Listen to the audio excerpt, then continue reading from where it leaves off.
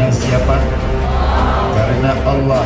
Recitations or zikir that has been resound in Aceh shake the world up to know is the central idea from Sheikh Muda Tuanku Tengku Sambuzan bin Hussein. He is a son that was born in Aceh who want to invite all the people around the world to remember to Allah, or we could say zikir. Sheikh Muda Tengku Sambuzan bin Hussein never expecting reward at every activity he done. He only expected the pleasures of Allah.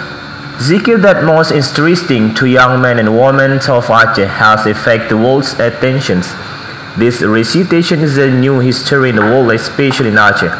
Majlis Zikrullah Aceh and Majlis Salawat Aceh is the name that be formed as a means to strengthen the brotherhood and interaction among the communities.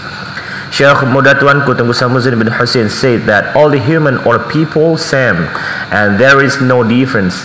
Rich or poor, stupid or smart, that all the same. Just only get them difference or depends on how far they close to Allah than others.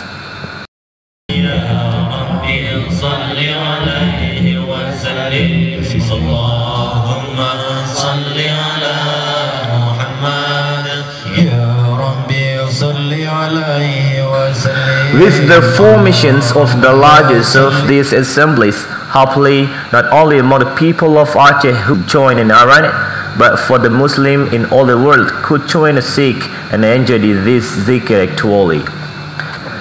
From Seramo Majlis Zikrullah Aceh, reported. Semangat bila Allah SWT malam insyaAllah bukan saja liputan dunia yang membuat kita tersedia, tapi liputan langit, yakinkanlah seluruh para malaikat meliput kita.